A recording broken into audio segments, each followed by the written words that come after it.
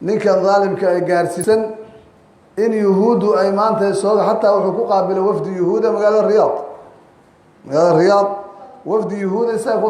waa gacanta u adeegsatay way tawaaqida meesha ka talisaay ninkii marka xoogaa shaki ka qabay meesha dawladda ka dhisan waxa ay tahay shacabka maan hadleen aniga dawladda meesha ka dhisan waxa ay tahay maanta muraayadeeda dawladda maxaa ugu muhiimsaneed carafo waa maalinta ugu muhiimsan xajka ilaa uu nabigu yiriba alxaju carafa xajkii oo dhan ba carafo uu ka dhigay calayhi salaatu wasalaam yacni muhiimadda ay leedahay maalintaas ninka carafo istaaga xaj u jiro maalintaasu dadka tujinaya una khudbaynaya kaasoo kale mimbarkii nabiga inuu maaragtay ku fadhiisto sax ma ahayn laakiin waxay ku tusinaysaa taaquudka meesha ka taliya ninkii walba hawlu tawxiid aha ee warkiisa maqlada go-aan buu qaadanaya laakiin keliya waxaan rabaa inaan dareensiino dadka meesha ay marayso dowladdii la islahaa islaamka iyada ugu dhow oo xarameynka maamulaysa ilaahay waxaan ka rajaynayaa kana baryayaa subxaana wa tacaala faraj deg dega oo gacmaha xarameynka ka badbaadiya dawaaqidaas aamiin dhaha ilaahay waxaan ka baryayaa wahuwa asdaqu lqaa'iliin wahuwa arxamu raaximiin wahuwa asamiicu alcaliim inuu gacmahooda ka saaro daalimiinta weliba wiilkan hadda soo socday reer galbeedka yuhuudda si fiican u raa odayaashii hore waxbay reeban jireen odayaashii hore oo ka horeeyey ninkan dhallinyaradii hadda dhaxalka iskale wax unbay ilaalin jireen ninkan waxba ma ilaaliyo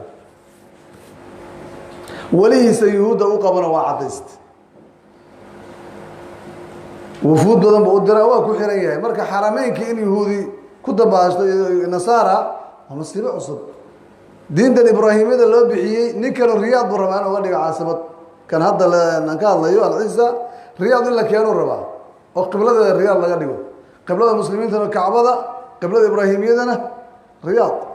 laakiin waa u suurtoobi weydo dad kale ku kacay baa laga baqay saa ogeed baa imaaraadka looga dhigay magaalada Dubai ayay ku taallaa qiblada waxaas maanta oo kale marka walaalayaal maalinta ugu muhiimsanayd in maarta xaramkii ilaahay weynaa meeshii lagu cibaadeysanayay xajkii la gudanayay in tawaaqiidu maamusho weliba tawaaqiidda kuwa ugu mufsidsan dadkii u khudbaynayaan waxay ku tusinaysaa bucdiga diinka islaamka maanta laga fogaaday iyo tawaaqiidda awoodda ay yeesheen bal muqadasaadkeenna ay gudaha la soo galeen mar dhowna wuxuu u ololeynayaa baa la yidhi kaniisado in laga dhiso magaalooyinka damaam iyo magaalada riyaad in kaniisado laga dhiso taageero wuu haystaa xagga siyaasiyiinta shacab iyo culumuusan haysan meesha uu ninkan weerarayahay ma aha gurigeyga iyo kaaga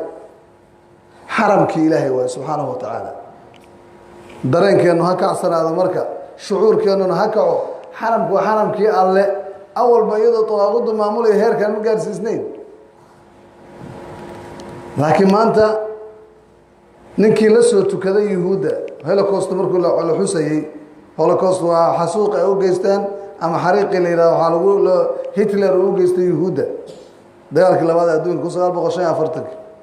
yuhuudda waa u tukatay markaasuu la tukaday oo jinaasu u tukaday dadkii dhintay ee meesha lagu laayay weliba wuxuu cambaareeyey dadkaa dhibka la gaarsiiyey qur-aankana waxaan ku haynaa ilaahay oo oranaya ciqaabta yuhuudda reer bani israa'iil loo soo saaray midkood فإذا جاء وعد أولاهما بعثنا عليكم عبادا لنا أولي بأس شديد فجاسوا خلال الديار وكان وعدا مفعولا علماء قالوا حكوا فسرا المعاصرين ده عقاب كريم بني إسرائيل كوادين يهي كان هتلر محاله وأدون كماشي وبضنايد يهود قبل واحد سوقه لحمليين يبربع لشيء بني آدم إنه دلي ولا دب كوكو بيفورم طلب أنه مدة من دونته ساعات قيام وحي كور وإذا جاء وعد الآخرة وإذا جاء وعد الآخرة ليسوءوا وجوهكم وليدخلوا المسجد كما دخلوه أول مرة وليتبروا ما علوا تتبيرا مركا مسلمكم مقب وشرعا عرور إلا قبو يهوين إن بني آدم لقبوه سنة أن النبي ودي عليه الصلاة والسلام وتيري لا يعذب بالنار إلا رب النار ضبك وحقوق عقابة إلهي كليه لكن عقاب الله قاله وقيسته قاله كلا وقيسته in maanta uu tukado asagoo matalaya culimadii xarameynka bal wuxuu matalaya raabitatu alcaalam alislaami haddaad ogtiin raabitada caalam alislaam maanta ninka madaxa u taagan isaga waxaan isleeyahay qimadii daalimiintu waa gaareen zanaadiqadooda kuwada kale ee mushrikiinta ah dawaaqiidooda cumaladooda meeshii qima waa gaareen inay soo hoobtaan ma sugana ilaahay idankii waa soo hoobanayaan biidni illaahi tacaala marka shucuurkaas xanuunka badan qof walba muslima inaan isla wadaagnaan rabna maanta xaramkii waxa ka dhacay insha allahu tacaala mar baa laga yaaba haddaan nool inaan ka sheekayno oona war xaramka hadda ka hor mid saas oo saasaa tujinayey daalimkaasa mar gacanta loo geliyey taariikh inay gasho oo dad ahlu khayra ay kula wareegaan ahlu sacuud markay qabsanayeen xarameynka 200 oo sano ka hor dad fiicano dadaale ahay dad tawxiidka u hiiliye ahay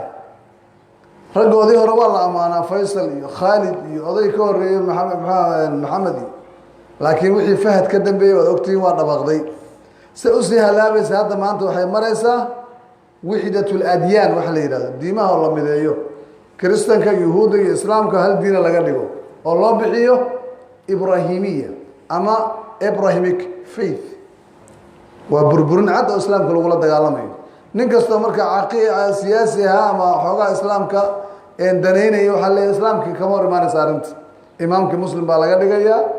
nebi ibraahim inkirsanta maya yuhuudigana ogolya kiristanka ogolya khatar waxaana haysa haddaan dad yani nahay diimaha samaawiga rumaysan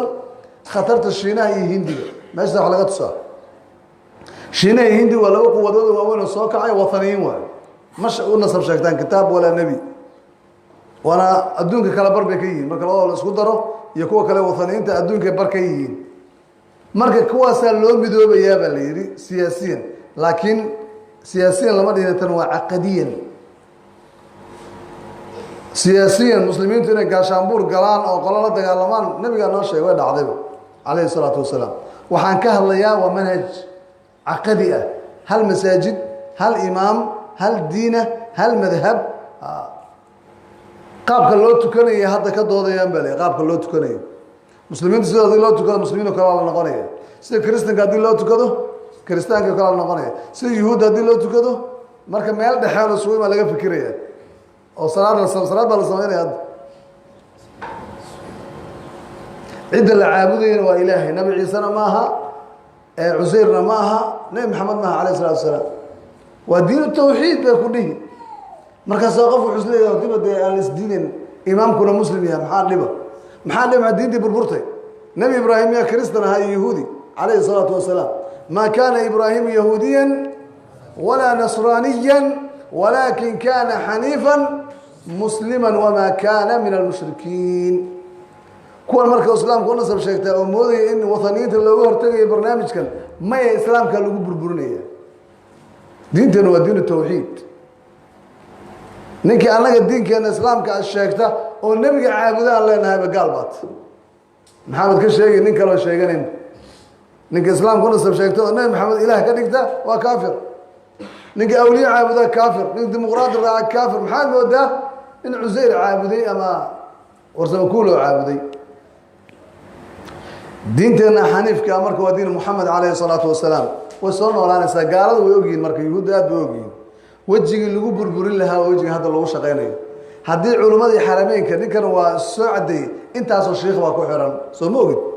saaxiibo badan buu leeyahay oo culimmada xarameyn quraada qaar baa la saaxiiba quraada ragga qur-aanka akhriya oo imaamyada ah ayaa barnaamijka ku jira barnaamij dhow ma aha laakiin ilaahay waxaan ka baryaynaa makrigooda iyagana ku celiyo ilaahu makrigooda ku celi ilaahu diinkaaga u hiili ilaahu tawxiidkaaga sare mari ilaahu diintii nebi ibraahim iyo nebi maxamed tawxiidkaa u hiili ilaahu diinkaaga u hiili ilaahu sare mari kitaabkaaga ilaahu sunnada nebi maxamed sare mari ilaahu shirkiga dullee ama shirki siyaasiya ha ahaado ama shirki caqadiya ha ahaada ilaahu dumi ilaahu diinkaaga u hiili allahuma ajcal kalimataka hiya alculya wa kalimata alkufri hiya sufla laa ilaaha ilaa anta subxaanaka inaa kunaa aalimiin laa ilaaha ilaa anta subxaanaka inaa kunaa aalimiin laa ilaaha ilaa anta subxaanaka inaa kunaa aalimiin laa ilaaha ilaa anta subxaanaka inaa kunaa aalimiin